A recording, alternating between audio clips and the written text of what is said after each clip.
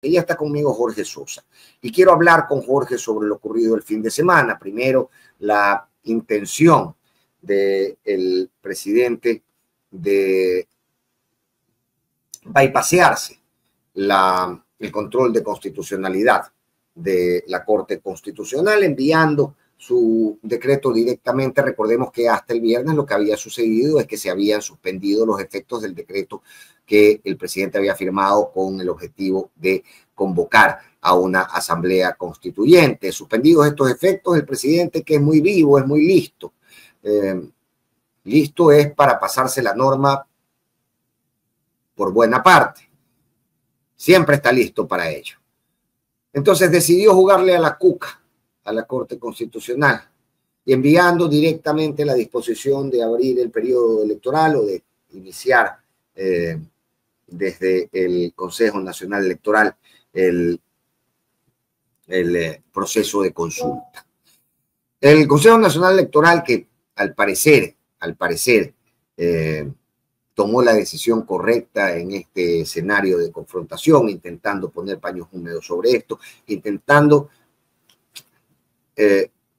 escapar de lo que podría haberse convertido en una gravísima crisis institucional. Afortunadamente, digo yo, porque ciertamente yo tenía muchas menos esperanzas en el Consejo Nacional Electoral, pero decidió por lo correcto, se decidió a hacer lo correcto, se decidió a enviar a la Corte Constitucional el decreto que les había sido enviado directamente bypasseándose a la Corte Constitucional. Como en un mensaje al presidente también diciéndole, oiga, se le olvidó el control de constitucionalidad. Sí, pero nosotros tenemos la obligación de actuar bajo el amparo de este control de constitucionalidad. Únicamente podríamos actuar así. Así lo envían a la Corte Constitucional pidiendo, por favor, que se lo haga de forma expedita esta resolución. La Corte Constitucional termina por admitir la vía que el presidente propone para las modificaciones constitucionales que impulsa, lo cual no quiere decir que existe un control pleno de constitucionalidad sobre el fondo ni sobre el contenido del decreto.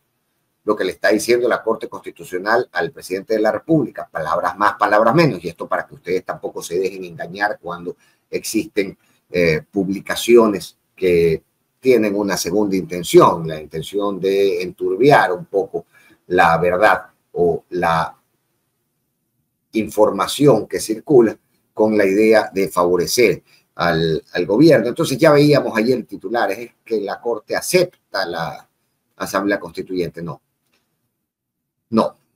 Veíamos al desinformado con megáfono organizando a la gente atrás de las vallas que lo separan de la sacrosanta presencia de los ministros y gobernadores. También decir es que el pueblo ya se ha pronunciado por una asamblea constituyente. Primero, el pueblo no se ha pronunciado, el pueblo tendrá que pronunciarse, y eso si es que el decreto pasa por el control de constitucionalidad, eso si es que el estatuto no tiene que ser modificado. ¿Qué es lo que le ha dicho el presidente? Vea, estas modificaciones sí pueden hacerse vía asamblea constituyente. Pero espérenme un ratito, que yo todavía tengo la segunda fase, que analizar su decreto per se. Y en ese decreto y en el estatuto que lo acompañe, tendrá que verse si es que efectivamente goza de constitucionalidad esta decisión del presidente Noboa. Lo otro que podría suceder es que termine la Corte haciendo ciertos aportes, ciertos anuncios o ciertas correcciones al estatuto que ha sido presentado. Si todo esto llegara a ocurrir, entonces seremos convocados a las urnas para que digamos nosotros como pueblo ecuatoriano si queremos o no constituyente. Entonces, a tomar con cautela esos titulares rimbombantes en los que se asegura que ya está lista la Asamblea Constituyente y que el presidente Noboa tendrá la Asamblea Constituyente que aspira e impulsa. Esto, por el momento, no es cierto, así que hay que estar muy pendiente. Y para conversar sobre ello, he invitado a Jorge Sosa, quien nos acompaña a los tiempos, don George. Sosa en la contra, pero qué gusto nos da tenerlo. Lo voy a poner en pantalla de inmediato para saludarte, estimado amigo. Gracias por estar con nosotros en la contra. Gracias por la invitación. Querido Jorge, a ver, yo quería hacer un repaso más o menos cronológico, ¿no? Un poco para ir viendo todos los pasos que se han pisado en este camino hacia la consulta popular y la Asamblea Constituyente que propone y empuja el gobierno nacional. En principio,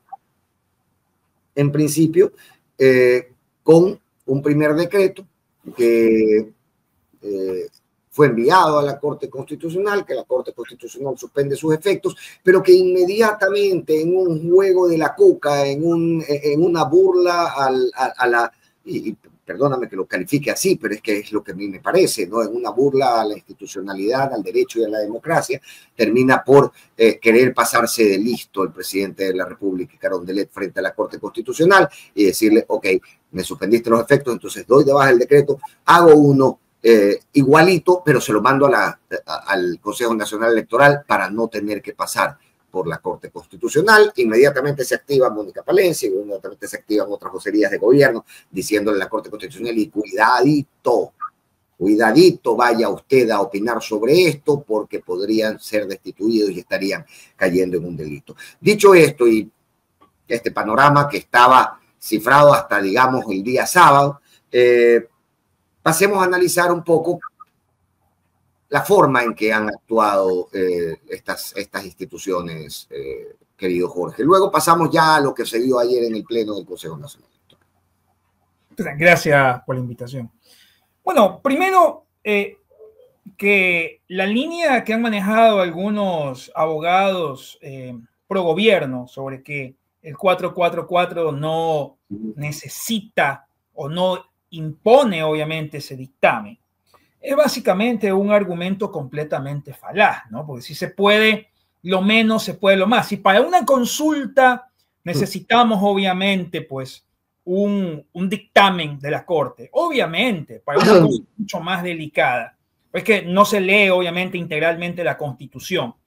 Se entiende obviamente que para la consulta, porque sigue siendo consulta para la Asamblea Constituyente, también se aplica el dictamen, porque el rol de la Corte Constitucional es intentar preservar la libertad del elector al momento de elegir y que no sea inducido al voto. Por eso es que califica la pregunta y califica los considerandos, ¿no? Si usted es maestro de una escuelita, o sea, pongámoslo así, muy así con peritas y manzanas. Usted es un maestro de una escuelita y dice, a ver, vamos a elegir el día de hoy el presidente del curso. Y hay 5 listas, pero le pone usted a la escuelita, al curso, y dice, pero solamente va a votar entre A y B.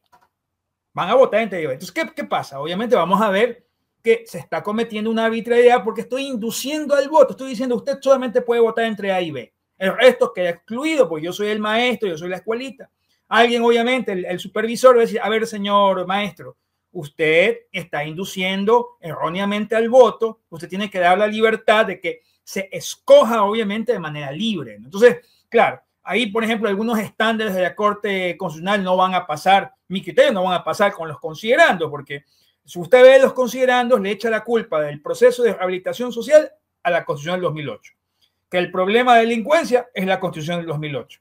Que el problema de la crisis económica es la Constitución del 2008. O sea, no es el gobierno, sino la norma, en una equivocación grave, porque ya hay una inducción negativa en el sentido de que usted está diciendo, usted está dentro de los considerandos, usted ya está diciendo implícitamente que tiene que votar por esta nueva constitución porque la anterior es mala. ¿Cuál es el propósito de esto? Dejar demostrado ante la Corte que con la redacción constitucional de hoy no existe la posibilidad de avanzar en esos rubros. Claro, sí, sin cifras, muy genéricamente, porque claro, para estos casos también la Corte ha emitido jurisprudencia específica en que establezca que para justificar, usted tiene que justificar en cifras, ¿no? Oficiales, citar cifras oficiales. No hay nada de eso en los considerandos. Entonces, por ejemplo, por ahí un considerando dice, en el 2000 tanto se aumentó el 56% en delincuencia, pero no hay cifras oficiales, o sea, son referenciales nada más, porque se entiende que si yo quiero darle, obviamente, una justificación a por qué quiero hacer una nueva constitución, tengo de alguna manera que establecer cuáles son los motivos por los cuales llego, ¿sí?, a este nuevo mandato constitucional. Técnicamente debería ser mejorar, ampliar derechos fundamentales, porque ninguna constituyente podría pasar si es que mi objetivo es restringir derechos fundamentales, pues, ¿no? Restringir el derecho al trabajo, restringir el derecho a libertad de expresión, ¿sí? Ahí creo que tiene un problema grave. El objetivo básicamente de lo que hay detrás de este proyecto podría ser básicamente limitar, no mejorar, limitar derechos fundamentales, ¿verdad?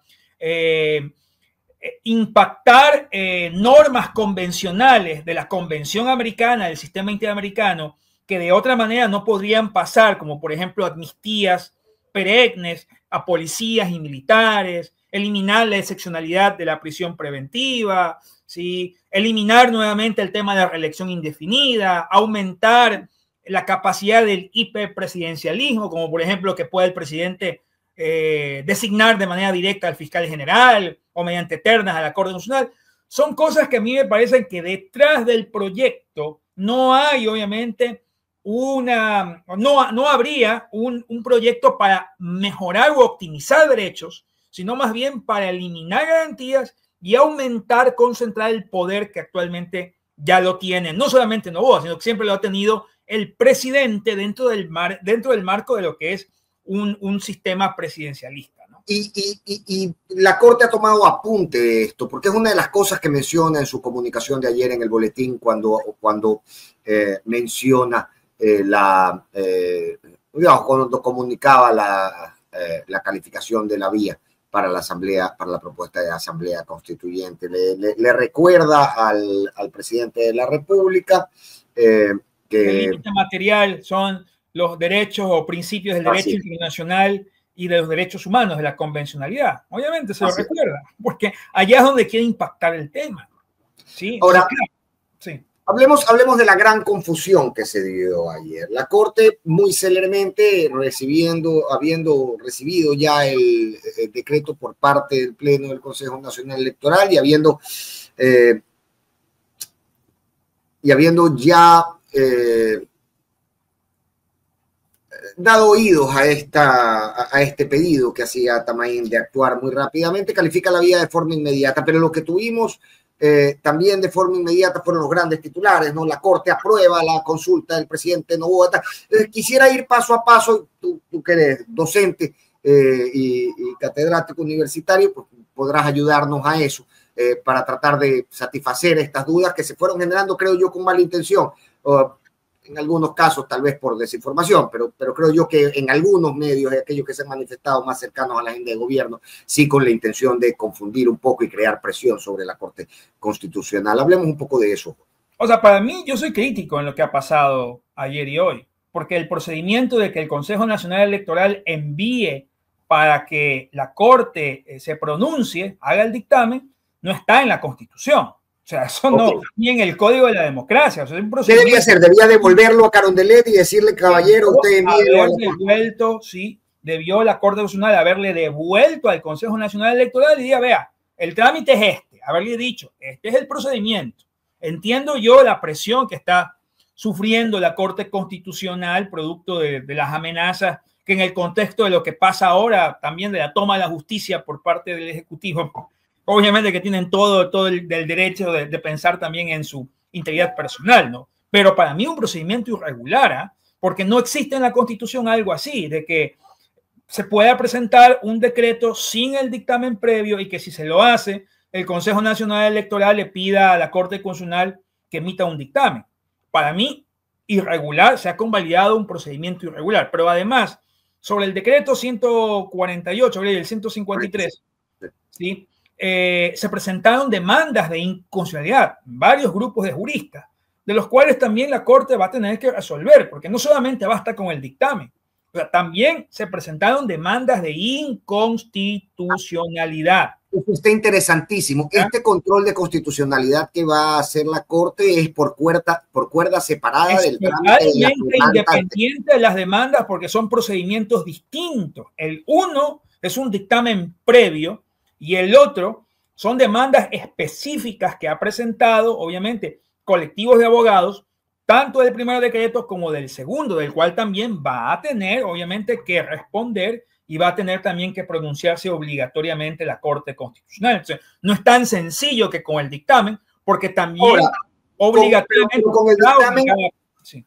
Pero con el dictamen no podríamos dar por comprendido que algunas de las demandas de constitucionalidad serían dadas de baja, digamos, si el dictamen es aprobatorio, digamos, y registra constitucionalidad de la convocatoria, las demandas presentadas al final deberían seguir la misma suerte, ¿o no? O sea, tácitamente no deberían, no lo podemos asumir tácitamente, va a tener que decirlo, o sea, va a tener que resolver, probablemente a convocar una audiencia y va a tener que resolver tanto por la forma como por el fondo, porque se han demandado tanto por la forma como por el fondo. Entonces, claro, no el hecho de que el dictamen salga, ¿verdad?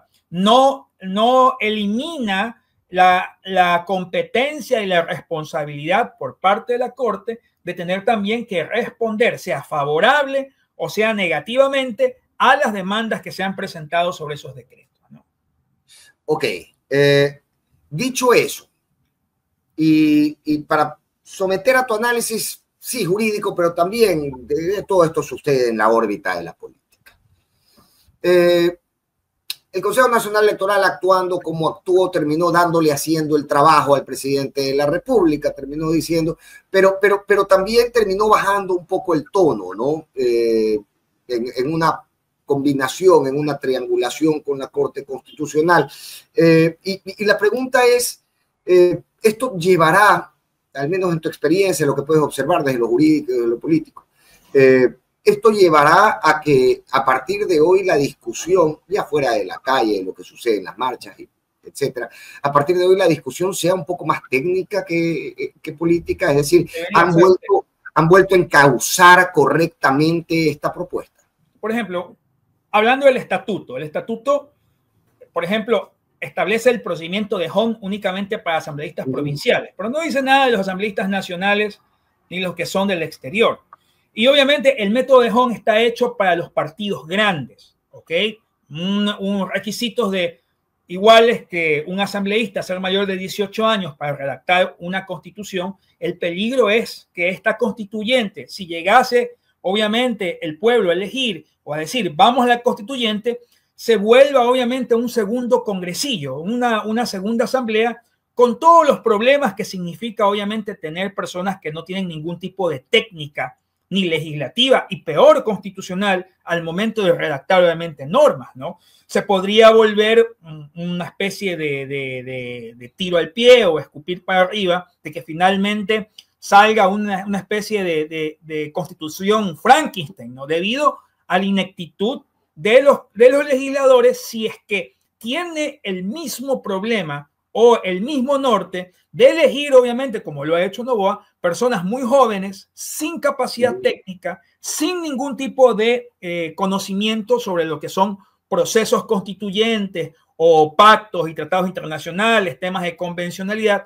Terminaremos haciendo una cosa que finalmente será un monstruo completo y que podría obviamente impactar a todos los ecuatorianos porque podría ser regresivo, antitécnico, ¿verdad? Y podría obviamente tener problemas de interpretación debido justamente a la falta de técnica legislativa. Ya lo hemos visto en las leyes económicas urgentes, cómo han sido redactadas con muy poca técnica legislativa.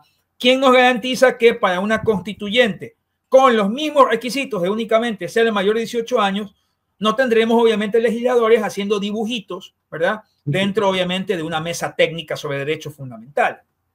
Claro, claro. Ahora, hablemos de esta particularidad que el presidente, queriendo bypassear a la Corte Constitucional, luego encuentra, después de toda esta ruta, ¿no? Consejo Nacional Electoral, regreso a la Corte Constitucional, boletín informativo.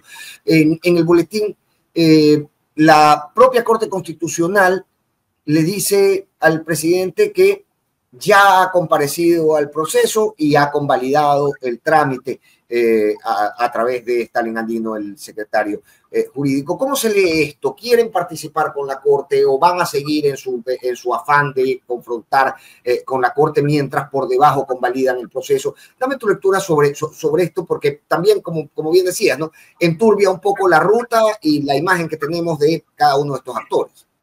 O sea, si pensar que el cumplimiento de la norma es una estrategia, o sea, de que sí, es un juego de ajedrez ¿contra quién? Contra la Constitución. Es un juego de ajedrez contra todos, ¿no? Me parece realmente absurdo, ¿sí?, pensar obviamente que el cumplimiento de la norma sea un juego de ajedrez, ¿sí? Y obviamente pues ahí tenemos o podemos interpretar que lo que está haciendo es buscar mecanismos convenientes a veces y a veces no convenientes para poder avanzar en su meta final, que es la convocatoria a la constituyente. Porque vemos, obviamente, un ejecutivo que de entrada sostuvo a través de varios voceros de que no era necesario el dictamen. Y luego, obviamente, vemos ya a Stalin Andino compareciendo para convalidar el proceso. Significa que está aceptando que sí es necesario el dictamen previo, ¿no? Ahora, sí, convenientemente, ¿qué diría si es que la Corte en esta segunda fase, porque ahorita está en la segunda fase que tiene 20 días, en la cual está revisando los considerandos, justamente para que cumpla esos requisitos de que no induzca el voto, el estatuto, ¿sí?, para que obviamente sea un estatuto que garantice el derecho de igualdad y participación política de todos? ¿Qué pasaría si dentro de este segundo dictamen la Corte diría no pasa por los considerandos? ¿Seguirían con el mismo discurso de que sí van a acatar el criterio justamente de la Corte Constitucional?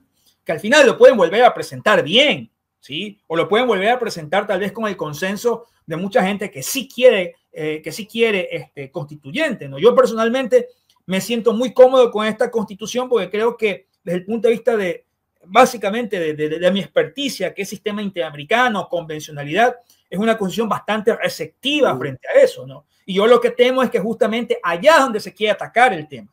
Es decir, buscar eliminar, ¿sí?, obstaculizar temas convencionales, temas que vengan de pactos y tratados internacionales, condicionarlos y condicionar también, obviamente, incluso las propias resoluciones que puedan emanar de comisión o de corte interamericana.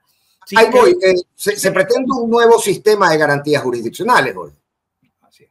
Bueno, el sistema de garantías jurisdiccionales, por último, yo siempre fui crítico que sí ha habido una desnaturalización que debió habérselo limitado desde el inicio, no a todos los derechos, debió habérselo limitado tal como pasa en Colombia con la acción de tutela, ¿no? Pues estuvo muy abierto, ¿no? De eso alguien podría decir hay regresión de derechos, efectivamente, pero en la práctica, ¿sí?, lo que yo pienso es que van más allá, o sea, que esos son temas realmente formales y que en la práctica lo que se quiere es consolidar un hiperpresidencialismo en realidad. Ok, cosa de la que ya se hace una crítica a esta Constitución, desde el año 2008 se la criticaba. ¿Cómo podría fortalecerse el presidencialismo, digamos, a través de esta suerte de recomposición de la nominación de autoridades en el Pleno Legislativo, por ponerte un ejemplo? Perdón, ¿cuál es la pregunta? Es decir, ¿cómo podría configurarse un presidencialismo aún más presente que aquel que se le critica a la Constitución de Montevideo? Ay, se me fue, Jorge. Sí, se me fue, Jorge.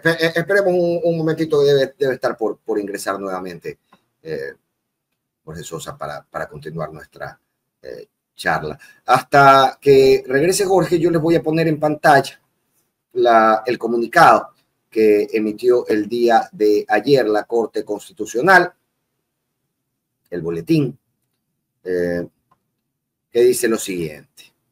Esto fue del día de... Ahí regresó. Jorge, lo voy a poner en pantalla y luego leemos el boletín, por favor. Le debe haber entrado una llamada, Jorge. A veces nos pasa eso. Una llamada y me cortó la señal. Sí, eso pasa. Oye, mi hermano, no, te preguntabas, a ver, la Constitución 2008 tiene críticas desde el mismo día en que fue aprobada sobre hiperpresidencialismo, sobre las fortalezas que le da el presidente por encima de los contrapesos institucionales. Y la pregunta es cómo podría llegar a fortalecerse un hiperpresidencialismo que ya está o que ya se le critica a la propia Constitución de Montecristi. Pero para mí es sencillo, o sea, el modelo, ahí tienes algunos modelos, por ejemplo, sí, estas ideas que estoy dando, ojalá que no las oigan, porque a lo mejor las cogen las mismas ideas que voy a dar, ¿no? Pero, por ejemplo, sí, en Estados Unidos, por ejemplo, el Ejecutivo nombra directamente el fiscal general, ¿no? O sea, de repente se les puede ocurrir, vamos a copiar algunos elementos del modelo, sí, presidencialista de Estados Unidos, entonces vamos a reformar de que el fiscal sea nombrado directamente por el Ejecutivo, como pasa en Estados Unidos de Norteamérica. Claro, así hay contrapesos, ¿no? Temas, por ejemplo, que también tienen que ver con las nominaciones de Corte Suprema, de Corte Nacional, que también vienen de ternas del Ejecutivo y que son obviamente pues nombradas por el Congreso, podrían ser traspoladas, ¿no? Eso le va a dar mucho más poder al Ejecutivo. Ojalá que no me estén oyendo porque seguramente a lo mejor ni se les hubiese ocurrido, pero claro, ese es un modelo hiperpresidencialista, podríamos decir supremo, que es el de Estados Unidos, en el cual cuando el presidente entra con esa capacidad de nominar incluso magistrados de la misma Corte Suprema o podríamos decir nominar o designar al fiscal general. ¿Sí? Creo que en una democracia como la estadounidense, que tiene otro tipo de pesos y contrapesos, ellos han podido sobrevivir, sí, pues varios siglos bajo ese modelo. Pero en Ecuador, obviamente, eso sería bastante peligroso. Sí, que el propio Ejecutivo pueda nominar, por ejemplo, al fiscal general, ¿sí? O que por último, que la misma Corte Constitucional sea nominada directamente por el Ejecutivo, podrían obviamente ser factores que se podrían consolidar, eliminar también la reelección indefinida, por ejemplo, sería otro factor para consolidar el hiperpresidencialismo, pero sí, estructuralmente, si lo vemos así, lo que es el hiperpresidencialismo no es otra cosa que un ejecutivo que tiene amplias facultades para poder controlar el Estado y para poder incluso tener capacidad también de fiscalizar, de vetar y de nominar también autoridades de control, ¿no? Todavía no tenemos ese tipo de estructura porque en Ecuador cierto tipo de autoridades todavía tienen que ser nominadas a través de un concurso público, como por ejemplo Contralor General del Estado, Fiscal General, ¿no? Pero que sí podría ser factores que podrían desestabilizarse dentro de una siguiente constituyente. Espero que no me hayan oído. Sí, no, yo creo que no vienen mucho por acá. Acá en los troles es insultar un ratito en la caja de comentarios. Se divierten un rato, cobran su billetito y se va. Simón. Óyeme, y te quiero preguntar esto, ¿no? Ya para ir cerrando ideas, porque va más allá del análisis jurídico, ¿no? Tiene que ver un poco con el momento país. Estamos para una discusión constituyente. Estamos en un momento constituyente, Jorge. Es que el problema nuevamente de la norma, ¿no? Es el problema que ha tenido este gobierno de atribuirle a la norma el factor de los apagones, ley más apagones. El factor de la delincuencia, se pasaron obviamente las normativas relacionadas al aumento de penas. Tenemos un aumento de penas increciendo de más del 200% en relación a hace 20 años. ¿Verdad? Tenemos nueva normativa que permite mejor inversión. Y sin embargo, tenemos los mismos problemas de siempre en electricidad, en seguridad, en cárceles. El problema no es de la norma, sino de la ejecución que hace de las políticas públicas o de la falta que hace de competencias por parte del propio Ejecutivo en temas tales como cárceles, en temas tales como, por ejemplo, seguridad y delincuencia. A ver, por ejemplo, queremos reformar. Uno de los considerandos de este decreto es que el sistema de rehabilitación ha fallado, pero el sistema de rehabilitación hace más de un año ya está militarizado y siguen matando hoy. Sí, matanza hoy matanza en Machala de 12, 13 personas con armas de fuego, granadas, y están militarizadas las cárceles. Entonces, el problema no es de la norma. Y, nuevamente, si vamos a una constituyente, podría más bien liberarse temas como, por ejemplo, la concesión de sectores económicos estratégicos en manos de privados, obviamente, porque eso le interesa a las corporaciones, ¿verdad? Restringir cierto tipo de libertades que tenga que ver con la excepción a la excepcionalidad de la prisión preventiva, etcétera, ¿no? Pero no creo que vaya a cambiar el grave problema social que tiene el país. Para mí, no es el momento de una constituyente.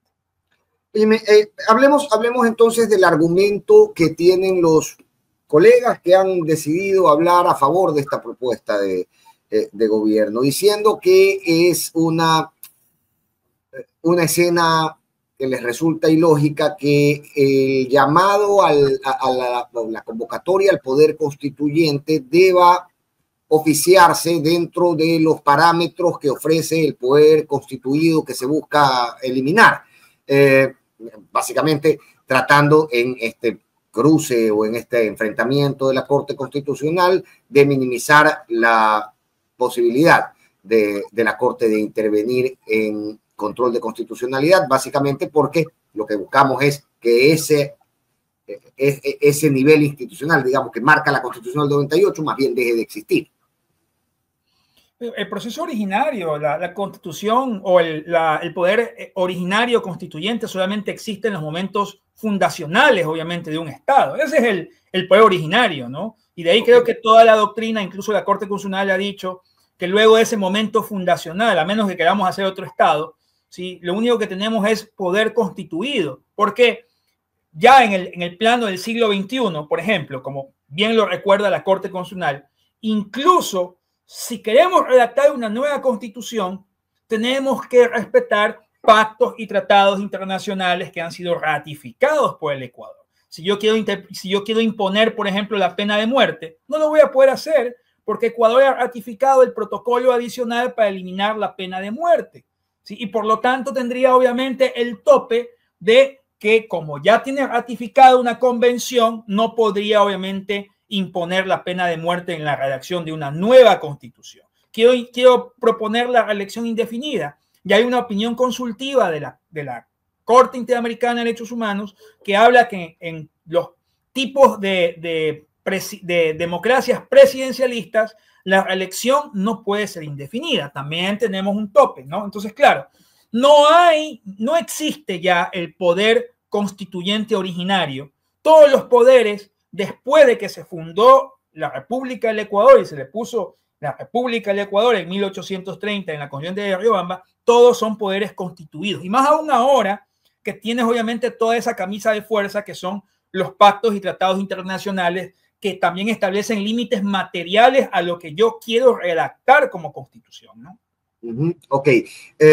Dicho eso, ¿cuáles podrían ser los riesgos? Porque al final la Corte ahora va a juzgar desde la Constitución del 2008 si el mecanismo es el adecuado, si es que se enmarca dentro de los principios constitucionales esta convocatoria, pero luego, y en caso de que una elección popular determine que deberá instalarse la Asamblea Constituyente, ya hemos visto la predisposición del gobierno de Daniel Noboa con la ley internacional cuando ha tomado por asalto una embajada, y no parecen ser un gobierno que derive mucho hacia el respeto a los derechos fundamentales y a los organismos internacionales que los defienden. Dicho esto, podríamos caer en un escenario ya con una constituyente instalada de populismo constitucional, donde ocurran todo este tipo de cuestiones que me mencionabas, ¿no? ¿Sabes qué? Instalamos la pena de muerte, incrementamos un 500%, y eso podría ser aprobado luego también por elección popular. Es decir, caemos en ese riesgo ya sin refreno una vez que la Asamblea Constituyente estuviera... La consulta popular, por ejemplo, yo que presenté obviamente el tema de Agdalá Bucaram, lo presenté ante el sistema interamericano y me dieron obviamente la razón porque lo admitieron.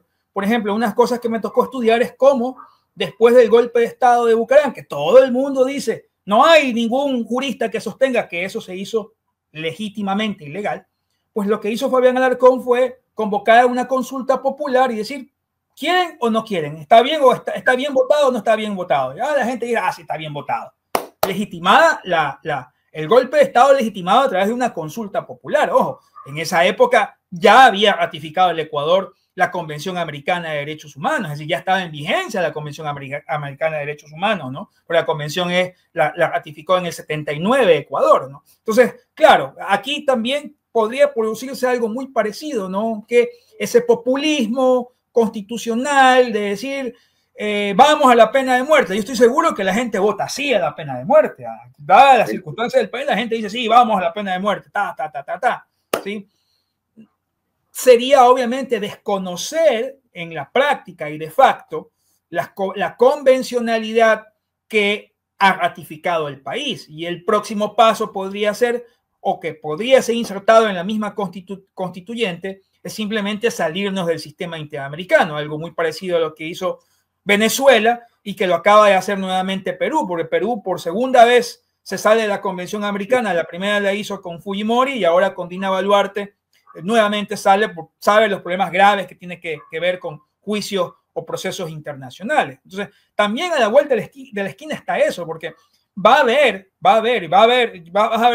lo que te digo, se le van a cargar también a estos organismos internacionales como parte de las enfermedades que ha producido lo que pasa en el Ecuador, porque allá van a cargar el tema de que sigue, de que la Comisión, de que la ONU, de que son organismos pro-woke, son organismos progresistas, son organismos izquierdosos, salgámonos de esas, ¿sí? Y poco más, y tenemos ya un caldo de cultivo de un tipo de constitución, ¿sí? Fascista, un tipo de constitución de extrema derecha que no va a tener en cuenta, ni le va a importar, obviamente, ningún grado de, podríamos decir, de observancia de las garantías que están en la Convención Americana o en otros pactos y tratados internacionales. Ese es un peligro, ¿sí? Pero obviamente para llegar a eso, tenemos que llegar a que esta constituyente pase estos filtros, que se convoque, que gane y que luego vamos a elección. Pero dadas las circunstancias actuales, tampoco nadie confía en el CNE como un órgano imparcial, ¿no? Claro. Ahora, los tiempos dan, Jorge. Los tiempos dan, es decir, ahora me decías 20 días tiene para manifestarse sobre la constitucionalidad del decreto. Yo presumo que no se repetirá aquello de suspender los efectos, llevará para adelante estos 20 días, luego tendrá que ser trasladado esto al Consejo Nacional Electoral, etcétera, etcétera. Dan los tiempos para que antes de fin de año estemos asistiendo a las urnas para votar por una constituyente. Yo creo que hay una presión del Ejecutivo que va a ser difícil aguantarla. Uno, porque los que hacemos la sociedad civil también tenemos que trabajar. No podemos estar solamente pendientes de lo que haga únicamente legalmente el Ejecutivo, ¿sí? Y sostener el ritmo que está sosteniendo el Ejecutivo es difícil, incluso para la misma Corte Constitucional. Estoy seguro de que a la vuelta de la esquina, si se bajan este decreto, emitirá otro, y luego emitirá otro, y luego emitirá otro, ¿no? Entonces, vamos a tener ahí la presión constante del Ejecutivo sobre vamos a la constituyente, en cuyo caso yo creo que al final tanto la sociedad civil como los partidos lo que tenemos que hacer es prepararnos para la defensa de la Constitución o para buscar un proyecto de mejora de la Constitución, buscando obviamente que hipotéticamente en una nueva asamblea constituyente no existan obviamente regresión de derechos, sino que eso sirva más bien para optimizar básicamente los derechos y comenzar ya a hacer vigilancia y observancia de que si vamos a una elección, ¿sí?, sea con una cancha equiparada, no con la cancha que enfrentó Luisa González, que enfrentó obviamente a Noboa y que incluso lo observó la OEA, ¿no? Es decir, una intervención total del Estado. Entonces, tendríamos ya que empezar. Y yo siempre, para mí, yo lo he dicho en varios medios, ya los organismos o los partidos de izquierda, la sociedad civil, las organizaciones de trabajadores tienen ya que comenzar a buscar cuadros y a organizarse para un hipotético proceso constituyente, porque yo creo que producto de la presión del Ejecutivo, sí, vamos a entrar a ese proceso tarde o temprano, ¿no? Ahora, no sé en esos tiempos, pero vamos a entrar en el periodo. Ahora, Jorge, la Corte sale perdiendo y queda desprestigiada con esto. Y quiero decir, ante la opinión pública y la opinión ciudadana, hay una campaña bien financiada y masiva de desprestigio contra la Corte. ¿Cómo queda el estado de salud justamente de eso, ¿no? De un sistema de garantías jurisdiccionales, un sistema de control de constitucionalidad? ¿Cómo vamos a ver el contrapeso de poderes como ciudadanía? Quiero decir que no toda es del todo informada en estos aspectos. ¿Con qué imagen sale la Corte Constitucional, independientemente de que se apruebe o no la consulta? ¿Es recuperable? Yo creo que no. Yo creo que es un mal síntoma del resquebrajamiento del Estado democrático de derecho. Nos quedan únicamente los organismos internacionales que tienen siempre, obviamente, un proceso largo hasta que observen, hasta que admitan, obviamente, casos.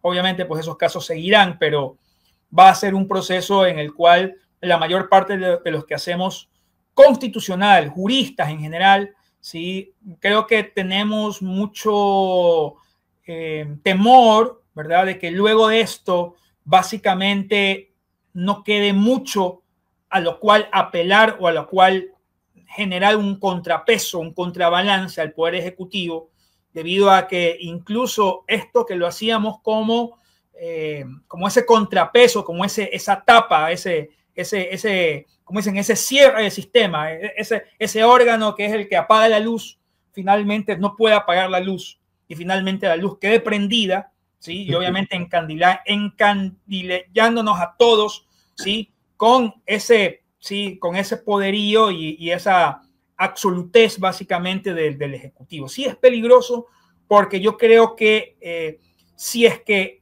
este organismo que es el cierre del sistema finalmente no ejecuta su labor de contrapeso, no veo qué otro organismo podría ser obviamente un contrapeso del Ejecutivo, dada obviamente la toma básicamente de los poderes con respecto a lo que es básicamente el Ejecutivo. No, yo veo un panorama difícil para las garantías y derechos fundamentales, muy difícil. Y es ese el propósito, Jorge, desde tu lectura, es decir, o te bypaseo o te limito al punto en que tus resoluciones ya ante la gente no valgan mayor cosa.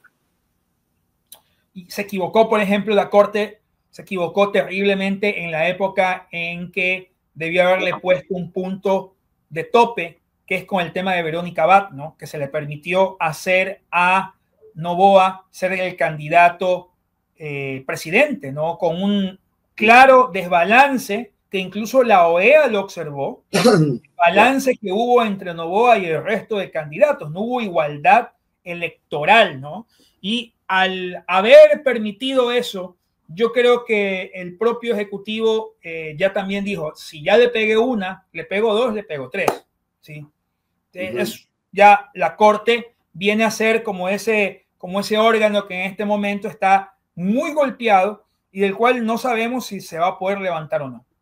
Oye, pero no estamos cayendo, ya para terminar y no robarte más tiempo, Jorge, no estamos cayendo un poco en lo mismo que le criticas del tiempo electoral, es decir, este asunto de no poner freno y límite con esta actitud que la verdad es que en la demencia al menos parece aterrizada y anclada a tierra del Consejo Nacional Electoral y de la Corte Constitucional, pero tratando de eliminar el conflicto o de poner paños húmedos sobre un conflicto cuando al parecer y en mi lectura lo que busca Carondelet es justamente un conflicto para derivar en estos resultados que estamos hablando. Entonces, cuando lo que se quiere, cuando el deseo primario es seguir conflictuando el escenario, no importa cuánto haga el otro para evitar el conflicto, porque el deseo primario acaba a persistir.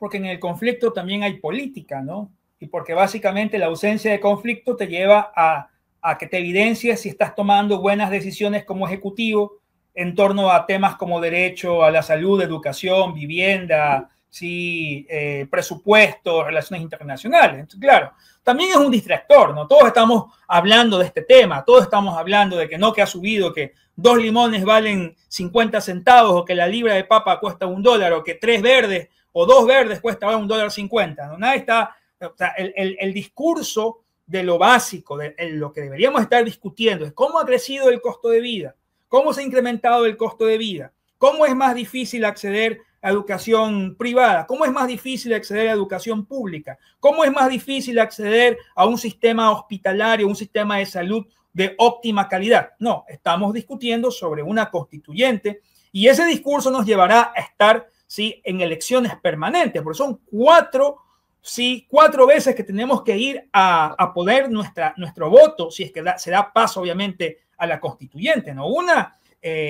la asamblea, básicamente, si queremos la asamblea. 2, la elección justamente de los asambleístas constituyentes, ¿sí? Y 3 va a ser obviamente, pero son 3 va a ser obviamente la aprobación ya del texto final, ¿no?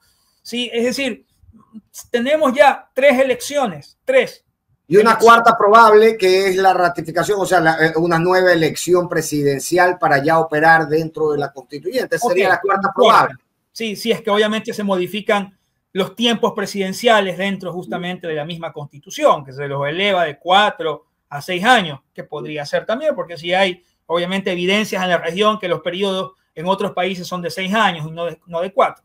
Yo creo que hacia allá, ¿sí? Vamos a estar perpetuamente 2025, 2026 en elecciones, o sea, y obviamente nos distraen del problema grave que tiene el país, de una crisis económica, de una falta de liquidez, de una falta de trabajo, ¿sí? Que en algún momento va a colapsar, porque yo sí digo, en algún momento el ciudadano se despierta y dice, no tengo el dólar para poder irme ida y vuelta, ¿sí? De mi trabajo a mi casa. Y en ese momento dice, hasta aquí nomás. Que tal vez no hemos llegado a ese punto todavía, pero que sí estamos ya peligrosamente con el tema del diésel. Comienza a haber el acrecentamiento de precios y probablemente en el 2026 ya veamos un escenario mucho más duro cuando ya el precio del diésel se equipara a los $4, que es una barbaridad obviamente para este país. Nos vamos a dar cuenta de cómo se ha encarecido la vida. Lamentablemente, también en América Latina, lo que está pasando en Perú o en Argentina, lamentablemente somos hijos también del golpe, ¿no? O sea, nos gusta es que nos golpeen, pero que nos recontra que golpeen para finalmente decir ya basta. Pero mientras no estamos recontra bien golpeados, seguimos aguantando un poquito todavía la caña. Sí. Oye, y ahorita me acabo de plantear otra idea, Jorge, ya para concluir de verdad. Te quería preguntar si es que al final podría ser utilizado como moneda de cambio en este momento de crisis de manifestaciones populares el tema de la constituyente. Ok, no te bajo el diésel, pero reculo en el tema de mi intención de una constituyente. Es decir, hoy por hoy esto está en la mesa de negociación política en caso de que las manifestaciones lleguen a un punto en que al gobierno se le haga difícil no sentarse y no negociar. Yo no lo creo, porque yo creo que de por medio está un nuevo préstamo al Fondo Monetario Internacional. Y creo que el Fondo Monetario le dijo muy claro, ¿sí? El diésel, que es lo mismo que le planteó a Moreno y lo mismo que le planteó a Lasso, ¿no? Y lo intentaron hacer. El diésel, si no hay esto, si no cumples esto, no hay nuevo préstamo, ¿no? Y obviamente, dado el déficit fiscal que tiene el Ecuador, el nuevo préstamo al FMI es indispensable para este gobierno para seguir al menos sobreviviendo o dando la apariencia que sobreviva en materia justamente de sostenimiento de las cosas públicas. Entonces, yo no creo que vaya a haber realmente una revocatoria del decreto del subsidio del diésel, porque es un dinero que le está permitiendo respirar al Estado. No sé si realmente para reinvertirlo en lo social o para su campaña al final, pero es un dinero obviamente que no está dispuesto a perder en este momento el Estado, ¿no? Por eso yo creo que va a ser muy difícil que tengamos una revocatoria ya del subsidio del diésel. Claro, hace lógica, digamos, observando los comportamientos del gobierno. Te mando un gran abrazo, querido Jorge. Gracias por la amplia explicación. Ya tendremos chance de ir conversando también sobre cómo se van dando estas situaciones en lo sucesivo. Gracias. Bien. Jorge Sosa nos acompañaba, él es constitucionalista, es un conocedor además del sistema interamericano de derechos humanos, así que viene bien conversar con él.